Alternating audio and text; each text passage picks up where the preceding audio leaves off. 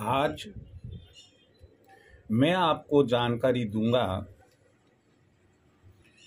कि शिव जी की पूजा किस तरह से की जानी चाहिए ताकि हमारी पूजा पूरी और संपन्न मानी जाए। एक कमेंट मेरे पास में आया था, उन्होंने निवेदन किया कि सर शिव पूजन कैसे किया जाना चाहिए। उसी बात को ध्यान में रखते हुए मैं आज आपको शिव पूजन कैसे करना चाहिए की जानकारी शेयर कर रहा हूं। ध्यान रखिएगा कि जो शक्ति है, जो प्रकृति है, कहीं ना कहीं ऑलमाइटी गॉड जरूर होता है। हम चाहे उसे भगवान कहे, खुदा कहे, ईसा मसीह कहे, कुछ भी कहे, लेकिन कहीं ना कहीं होता है। हमारे सनातन धर्म में 33 कोटि देवी देवताओं का हवाला आता है, लेकिन भगवान में ब्रह्मा, विष्णु और महेश ये 3 आते। इसमें सर्वोच्च पद महादेव को मिला है, देवों के देव महादेव को, जिन्हें हम शिव जी कहते हैं, सदा शिव कहते हैं। और यही एक ऐसे देव है महादेव कि जो साकार के साथ साथ निराकार रूप में भी है। इनका जो निराकार रूप है वही शिवलिंग है। मैं आपको यहां बताना चाहूंगा कि हमारे शिव पुराण में उल्लेख मिलता है कि जो व्यक्ति शिवलिंग की पूजा कर लेता है, ध्यान से सुनिएगा आप अच्छे से, जो व्यक्ति शिवलिंग की पूजा कर लेता है, चराचर जगत की समस्त पूजा पाठ के बराबर वह पूजा मानी जाती है और उसका लाभ, उसका पुण्य उतना ही मिलता है जितना चराचर जगत की अन्य समस्त पूजा पाठ का मिलता है। इतना महत्व शिव पुराण में शिवलिंग की पूजा का बताया गया है। शिवलिंग एक निराकार रूप,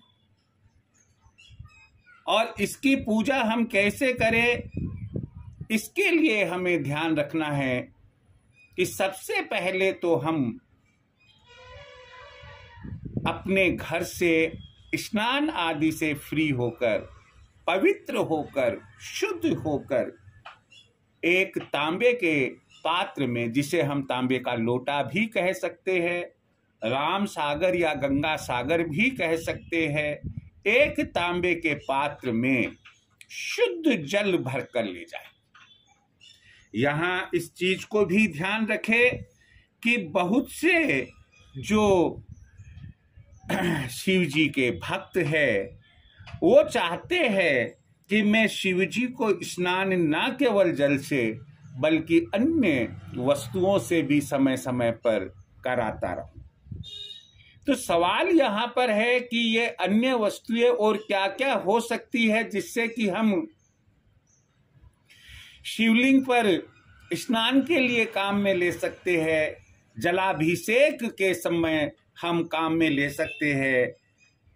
इनमें है दूध, हम दूध से भी अभिषेक कर सकते हैं, दही दही से भी अभिषेक कर सकते हैं, शहद से भी अभिषेक कर सकते हैं, घी से भी अभिषेक कर सकते हैं, चीनी से भी अभिषेक कर सकते हैं, इत्र से भी कर सकते हैं, चंदन से भी कर सकते हैं, केसर से भी कर सकते हैं, भांग से भी हम अभिषेक कर सकते हैं, चावल से भी हम अभिषेक के समय इसे काम में ले सकते हैं। तो जैसी जिसकी भावना और जैसी जिसकी श्रद्धा होती है, वह भक्त जल के साथ वह सामग्री भी ले जाता है।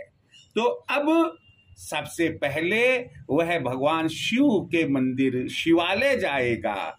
वहां हम पाएंगे शिव जी के साथ साथ, जैसे शिव के ऊपर तांबे का एक सर्प दिखाई हमें देगा छत्र रूप में, उसके ऊपर एक कलश जिसमें से लगातार जल शिवलिंग पर चढ़ रहा होगा वह दिखाई देगा। सामने जहां जेरेरी से जल गिरता है वहां पर हमें नंदकेश्वर जी दिखाई देंगे, हमें माँ पार्वती है, लेफ्ट साइड में गणेश जी है, उनके साथ में कार्तिकेय भगवान हैं और वीरभद्र जी है। इन सबको जब हम शिवालय में देखते हैं तो हम ये कहेंगे कि वहाँ पूरा शिव परिवार है। हम यहाँ शिवलिंग पर जल किस तरह से आपको चढ़ाना है, यानी कि जलाभिषेक कैसे करना है, इसके संबंध में बता रहे हैं। तो पहली बात तो ये है कि जिस पात्र में आप जल ले जाएंगे उसमें केवल और केवल जल ही होना चाहिए, अन्य कोई वस्तु मिलाकर नहीं ले जाएंगे। आप दूसरी बात यह ध्यान रखें कि शिवालय के अंदर भी हमें चारों दिशाएं मिलेगी, उत्तर, दक्षिण, पूरब, पश्चिम। तो हम किधर खड़े हों कि ताकि हमारा जलाभिषेक और शिव जी की पूजा उत्तम श्रेष्ठ मानी जाए। इसके लिए शिव महापुराण में स्पष्ट उल्लेख मिलता है और वह यह मिलता है कि हमें हमेशा उत्तरमुखी होकर, यानी कि हमारी पीठ दक्षिण की तरफ रहे, हमारे सामने शिवलिंग हो और उत्तर दिशा हो, हम इस तरीके से जल चढ़ाए। कभी भी ध्यान रखिएगा आप शिवलिंग के पश्चिम की तरफ पूरब मुखी होकर खड़े नहीं होंगे, ना ही जल चढ़ाएंगे। इसी प्रकार आप शिवलिंग के पूरब साइड में अर्थात पश्चिम मुखी होकर शिव जी पर जल नहीं चढ़ाएंगे। और सबसे अधर्म वाली बात हो जाएगी कि यदि आप शिवलिंग के दक्षिण साइड में हैं और उत्तर साइड में हैं और आप दक्षिण की तरफ मुंह करके जल चढ़ाते हैं, तो वह एकदम पुण्य की बात नहीं होगी, बल्कि वह तो पाप की बात हो जाएगी। वहां तो हमें कायदा ये कहता है कि वहां तो हम खड़े रह ही नहीं सकते हैं, क्योंकि शिव और शक्ति की जो ऊर्जा है वह तो जल के द्वारा वहां उस जो जहाज से जल धारा निकल रही है वो उत्तर की तरफ निकल रही है, और हम वहां यदि खड़े होते हैं तो ना केवल अधर्म के भागी होते हैं, बल्कि नामालूम कितने कितने रोग अपने साथ लेकर आएंगे। तो इसलिए इस चीज को ध्यान में रखें। केवल कौन सी दिशा मान्य है? केवल उत्तर की तरफ मुंह रखकर जहां आप खड़े होते हैं, जब आपकी पीठ दक्षिण में हो, आपका मुख उत्तर में हो और आपके सम्मुख शिवलिंग हो और शिवलिंग के सम्मुख नंदकेश्वर जी हो, और उस समय आप जल चढ़ाए। यहां मैं फिर आपको एक भी चीज की जानकारी दे देता हूं। कुछ लोगों की आदत होती है लोटा भरा खट डाल दिया। जैसे हम घर में देखते हैं कि बच्चे क्या करते हैं कि बाल्टी में से लोटा भरा खड़खड़ मामा मोटा, यानी कि वो फटाफट फटाफट और 2 मिनट के अंदर ही पूरी बाल्टी को खत्म कर देते हैं। भाई, आप शिव जी की पूजा कर रहे हैं। आप इस बात का ध्यान रखें कि ऐसी जल्दबाजी किस काम की है। आप शिव जी की पूजा के लिए कुछ समय निकालें और आप बहुत प्यार से, धीमी गति से धार बनाते हुए आप शिवलिंग पर जल चढ़ाएं। जल चढ़ाते वक्त आपके मुख से ओम ओम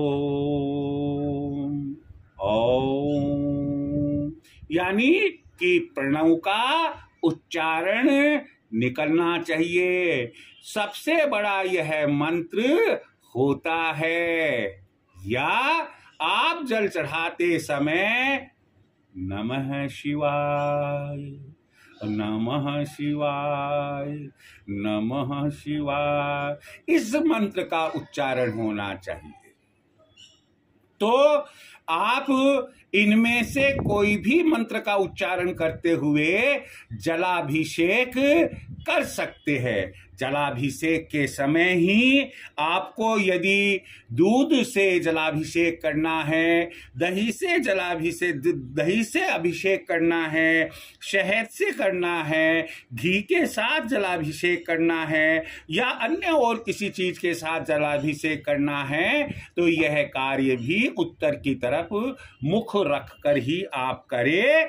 और अलग पात्र में दूध, दही, शहद, घी, चीनी, इत्र, चंदन, केसर, भांग, चावल आदि आप अलग पात्र में ही ले जाएं। ऐसा नहीं है कि ताम्र पात्र में, तांबे के लोटे में आपने इत्र डाल दिया, तांबे के लोटे में दूध डाल दिया, तांबे के लोटे में दही डाल दिया, घी डाल दिया और इस तरह से आप तो कॉकटेल बनाकर और आप उसको जो है शिव जी का जलाभिषेक करें। नहीं, ऐसा नहीं है, आप प्यार से करें। लेकिन एक बात को ध्यान यहां रखिएगा, कायदा तो यह कहता है कि स्त्री हो या पुरुष शिवलिंग को छूना नहीं है। वापस मैं बोल देता हूं, स्त्री हो या पुरुष शिवलिंग को नहीं छूना है।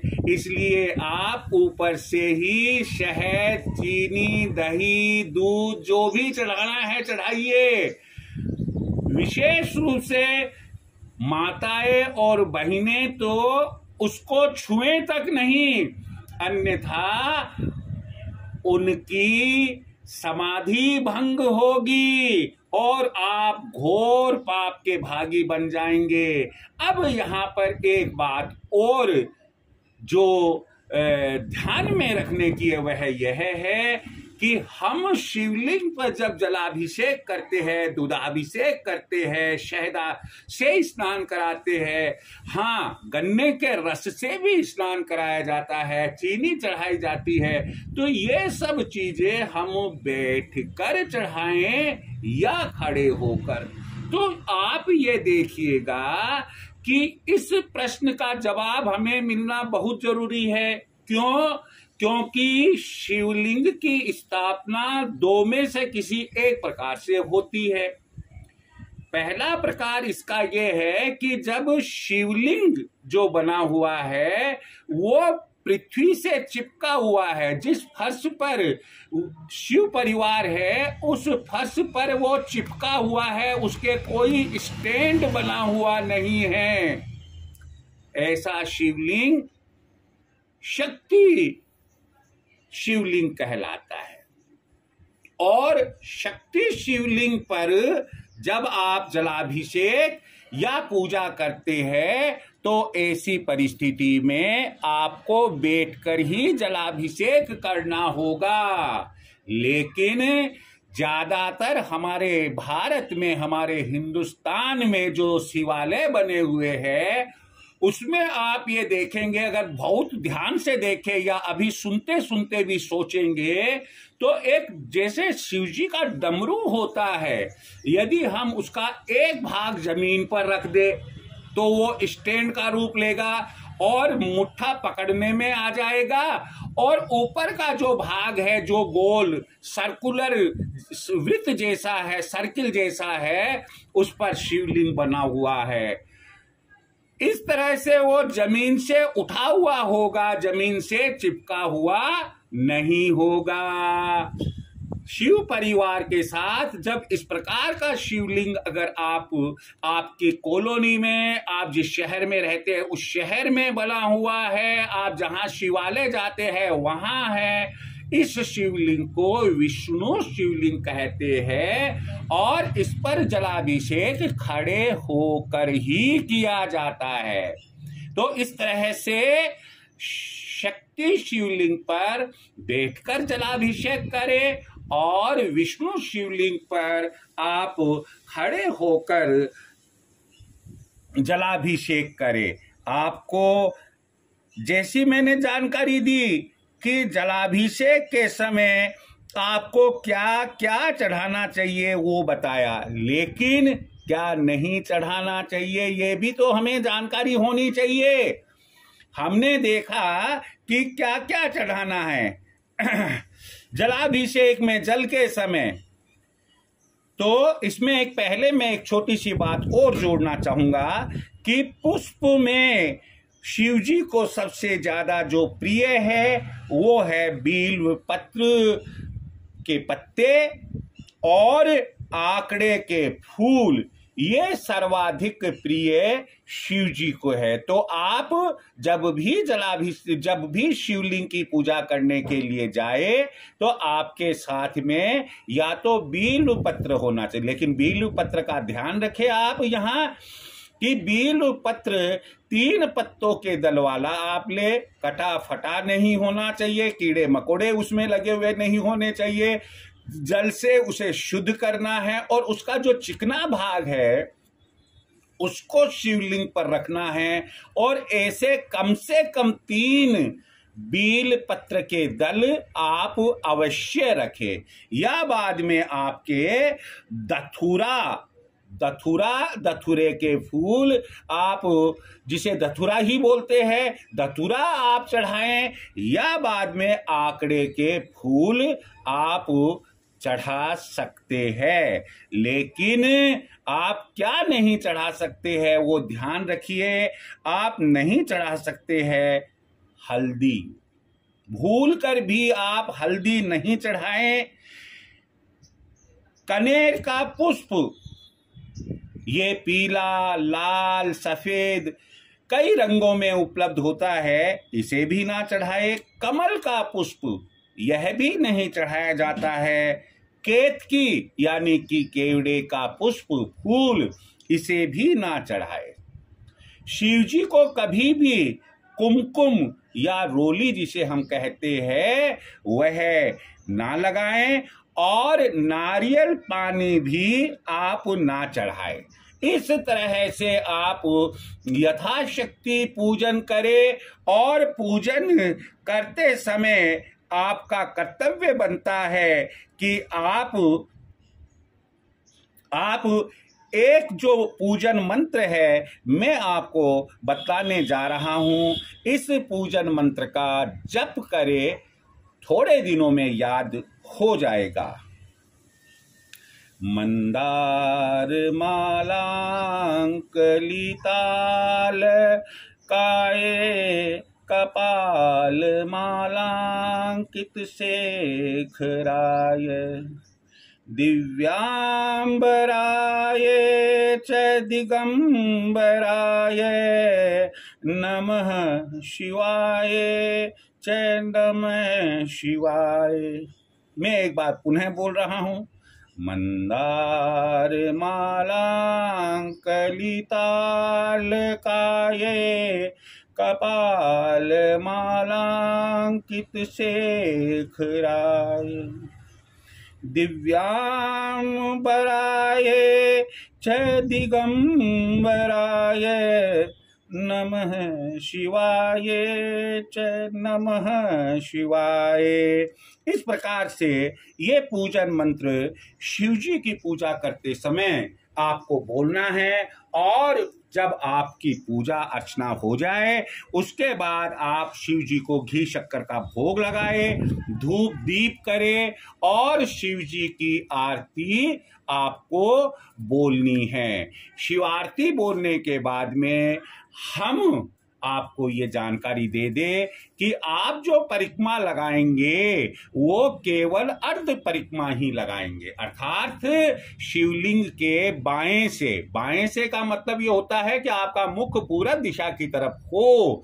वहां से शुरू करके फिर बाएं से होते हुए वहां तक जाएंगे जहां जेरेरी का भाग पूरा ना हो, यानी कि उत्तर दिशा नहीं आए, तब तक वहां जाएंगे और आपका वहां मुंह हो जाएगा पश्चिम की तरफ।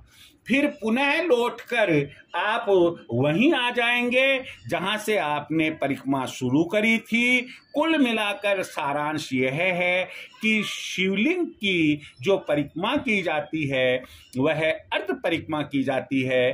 कभी भी हम शिवलिंग से जो जलधारा बह रही है जिस तरफ से, अर्थात उत्तर साइड के अंदर, कभी भी हम पूरी परिक्रमा लगाकर नहीं आते हैं, क्योंकि मान्यता है कि यदि उस जलधारा पर स्त्री हो या पुरुष यदि खड़े हो जाते हैं या उस जलधारा पर से गुजरते हैं, उस जलधारा में शिव और शक्ति की वो ऊर्जा पैदा होती है या ऊर्जा विद्यमान रहती है कि उस ऊर्जा को स्त्री या पुरुष सहन नहीं कर पाते हैं और उन्हें कुछ गुप्त बीमारियां हो सकती है।